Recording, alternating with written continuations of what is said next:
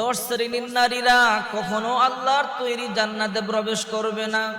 তারা অবশ্যই জাহান্নামে যাবে, যদিও তারা নামাজ পড়ে, কোরআন তেলাওয়াত করে, জিকির আজকার করে, যদিও তারা দান সদকা করে, যদিও তারা পর্দায় চলে।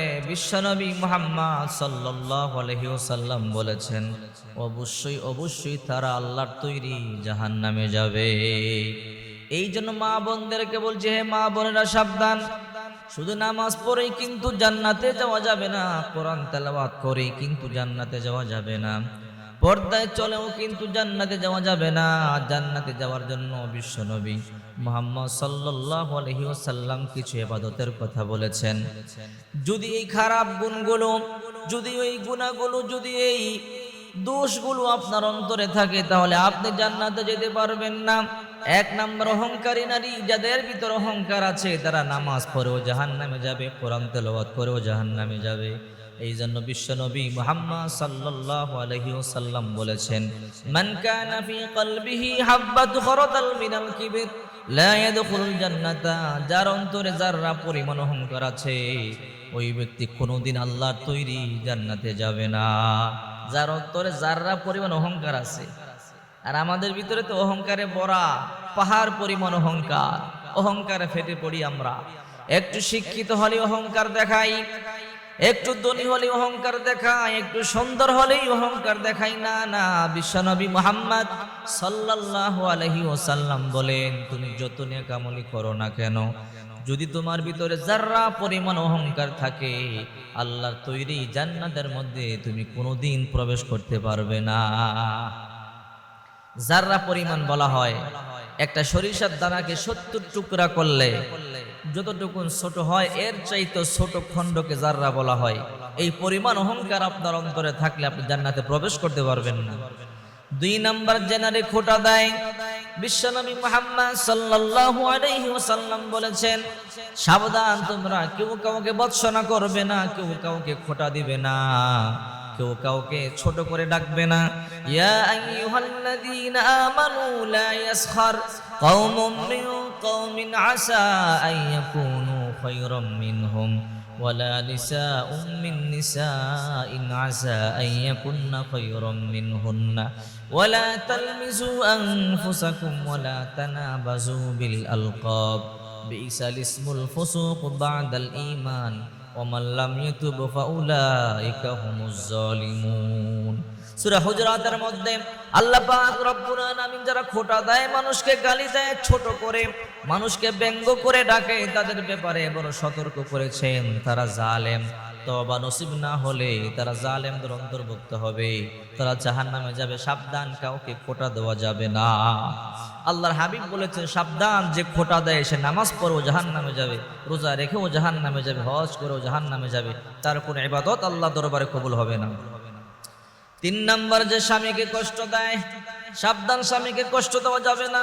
বিশ্বনবী মুহাম্মদ সাল্লাল্লাহু আলাইহি ওয়াসাল্লাম বলেন, আমি যখন জাহান্নাম দেখবার জন্য গেলাম, অনেক নারীকে দেখলাম জিহ্বার মধ্যে বড়শি লাগাইয়া ঝুলাইয়া রাখা হয়েছে, ওরা কষ্ট করতেছে, আর জিহ্বা থেকে রক্তগুলো বায়া বায়া পড়তেছে, তারা চিল্লাইয়া কান্না করতেছে।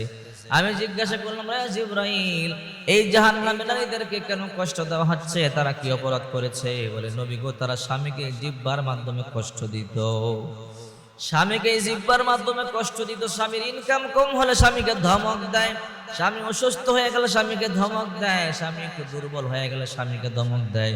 বিশ্বনবী মুহাম্মদ সাল্লাল্লাহু আলাইহি ওয়াসাল্লাম বলেন, সাবধান, স্বামীকে ধমক দেওয়া যাবে না। যে নারী স্বামীকে ধমক দেয়, স্বামীকে কষ্ট দেয়, তারা জাহান্নামে যাবে। চার নাম্বার, যে নারী বুড়ু প্লাগ করে, বুড়ু প্লাগ করা যাবে না, বুড়ু প্লাগ করা সম্পূর্ণ হারাম।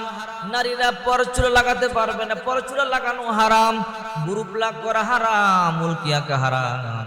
এই জন্য বিশ্বনবী মুহাম্মদ সাল্লাল্লাহু আলাইহি ওয়াসাল্লাম বলেন, শেষ জামানার মধ্যে এমন কিছু নারী হবে যারা বস্ত্র পরিহিতা কিন্তু উলঙ্গ মনে হবে, ওটের কুজের মতো খোপা বাঁধে হেলে দুলে চলবে। বিশ্বনবী মুহাম্মদ সাল্লাল্লাহু আলাইহি ওয়াসাল্লাম বলেন, তারা কোনোদিন জান্নাতে যাবে না, জান্নাতের সুঘ্রাণ পর্যন্ত তারা পাবে না। 5 নাম্বার, উলকিয়াকা। দেহের মধ্যে উল্কি আঁকবেন না। যে নারী উল্কি আঁকে অবশ্যই জাহান্নামে যাবে। মুসলমানের নারীরা কোনোদিন উল্কি আঁকতে পারে না। বিশ্বনবী মুহাম্মদ সাল্লাল্লাহু আলাইহি ওয়াসাল্লাম নারীদেরকে উল্কি আঁকতে নিষেধ করেছেন, মুসলমানদেরকে উল্কি আঁকতে নিষেধ করেছেন। কোন মুসলমান নারী অথবা পুরুষ কোনোদিন উল্কি আঁকতে পারে না। যদি কোনো নারী অথবা পুরুষ উল্কি আঁকে নামাজ পড়েও জাহান্নামে যাবে, রোজা রেখেও জাহান্নামে যাবে। কারণ বিশ্বনবী মুহাম্মদ সাল্লাল্লাহু আলাইহি ওয়াসাল্লাম বলেছেন, মান তাশাব্বাহা বিকওমিন ফাহুয়া মিনহুম। আল মারউ মান আহাব্বা, যে যারা ভালোবাসে, যে যারা সাদৃশ্য অবলম্বন করে, সে তার সাথে হাসর নাসর হবে। আপনি রোনাল্ডোকে ভালোবাসেন, মেসিকে ভালোবাসেন, নেইমারকে ভালোবাসেন, আপনি চিন্তা করবেন না মেসির সাথে আপনি জাহান্নামে যাবেন, নেইমারের সাথে জাহান্নামে যাবেন, তাদের সাথে আপনার হাসর হয়ে যাবে। 6 নম্বরে পরচুলা লাগানো, আলগা চুল লাগায় মেয়েরা খুব বাধা নিষেধ। আল্লাহ হাবিব বলেন, নিসাউন কাসিয়াতুন আরিয়া মুমিলাতুন মাইলাতুন রুউসুহুন্না কাসিমাতিল বুখতিল মাইলা লা ইয়াদখুলনাল জান্নাতা ওয়া লা ইয়াজিদনা রিহাহা। শেষ জামানার মধ্যে এমন কিছু নারী হবে বস্ত্র পরিহিতা কিন্তু উলঙ্গ মনে হবে, এমন কাপড় পরবে উলঙ্গ মনে হবে, মডার্ন করে হেলে দুলে চলবে পুরুষদেরকে আকৃষ্ট করবার জন্য। তারা নিজেরও পুরুষদের প্রতি আকৃষ্ট হবে। আলগা চুলের খোপা বানাবে, ওটার কুজের মতো খোপা বানি হেলে দুলে চলবে। আল্লাহ হাবিব বলেন, সাবধান, তোমরা আলগা চুল লাগাইয়া পর চুলা লাগাইয়া তোমরা খোপা বাঁধবে না, এটা হারাম। ওই সমস্ত নারীরা জান্নাতে যাবেই না, জান্নাতের সুঘ্রাণ পর্যন্ত পাবে না। অথচ জান্নাতের সুঘ্রাণ পাওয়া যায় 500 বছর রাস্তা দূর থেকে। ওই নারীরা কোনোদিন জান্নাতের সুঘ্রাণ পর্যন্ত পাবে না। 7 নম্বর হলো যে মহিলা অকারণে তালাক চায়। অনেক নারীরা আছে অকারণে তালাক চায়। স্বামীর ইনকাম কমে গেলে তালাক চায়, স্বামী দুর্বল হয়ে গেলে তালাক চায়, অথবা কোনো ধনী পরিবার পেলে যদি তাকে অফার করে তখন স্বামীকে ডিভোর্স দিতে চায়। বিশ্বনবী মুহাম্মদ সাল্লাল্লাহু আলাইহি ওয়াসাল্লাম বলেন, নারীরা যে নারী ইচ্ছাকৃতভাবে তালাক চায় তার উপরে আল্লাহর লানত, তার উপরে আল্লাহর গজব। সাবধান, ইচ্ছাকৃত তালাক চাওয়া যাবে না, অকারণে তালাক চাওয়া যাবে না। যদি কারণবশত হয় সেটা ভিন্ন কথা, অকারণে তালাক চাওয়া যাবে না।